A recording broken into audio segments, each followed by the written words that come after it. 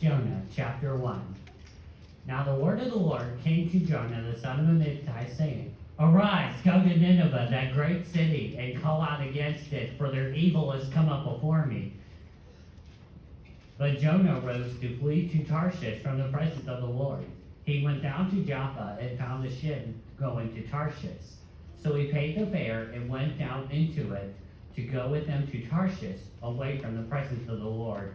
But the Lord hurled a great wind upon the sea, and there was a mighty tempest on the sea, so that the ship threatened to break up.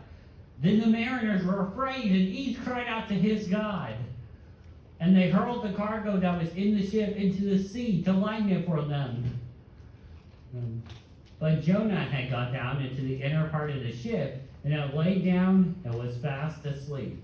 So the captain came and said to him, What do you mean, you sleeper? Arise, call out to your God. Perhaps the God will give a thought to us, that we may not perish. And they said to one another, Come, let us cast lots, so that we may know on whose account this evil has come upon us. So they cast lots, and the lot fell on Jonah. Then he said to them, Tell us on whose account this evil has come upon us. What is your occupation? What is your country? And of what people are you? And he said to them, I am a Hebrew, and I fear the Lord, the God of heaven, who made the sea and the dry land. Then he said to them, What shall we do? Then the men were exceedingly afraid and said to him, What is this that you've done? For the men knew that he was fleeing from the presence of the Lord, because he had told them. Then they said to him, What shall we do, so that the sea may quiet down for us? And he said to them, Pick me up and hurl me into the sea. Then the sea will quiet down for you. For I know it is because of me that this great tempest has come upon you. So they picked up, and nevertheless the men rowed hard to get back to dry land, but they could not, for the sea grew more and more tempestuous against them.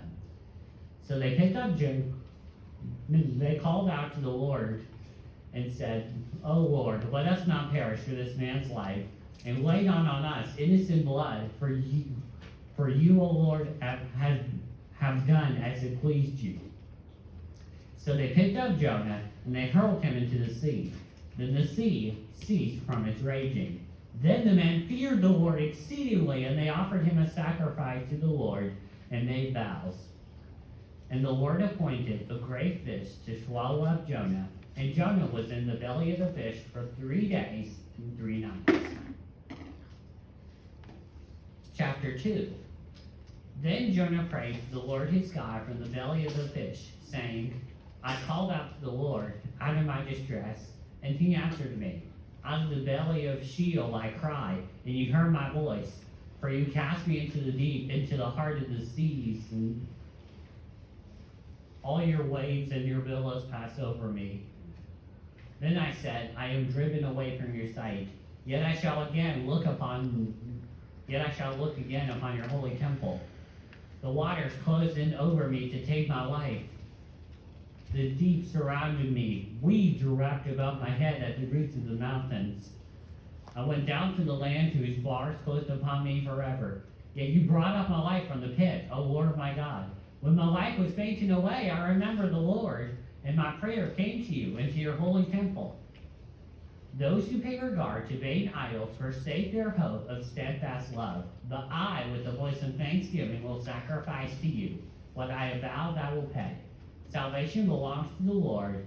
And the Lord spoke to the fish, and vomited Jonah out upon the dry land. Chapter 3. Then the word of the Lord came to Jonah a second time, saying, Arise, go to Nineveh, that great city, and call out against it the message that I tell you. So Jonah arose and went to Nineveh, according to the word of the Lord. Now Nineveh was an exceedingly great city, 3 days' journey in breadth.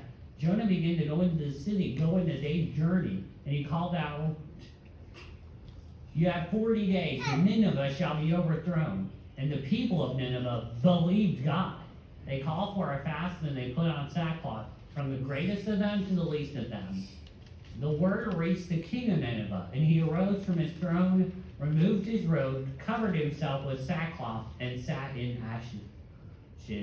Then he issued a proclamation and published to Nineveh, by the decree of the king and his nobles, let neither man nor beast, herd nor flock, taste anything.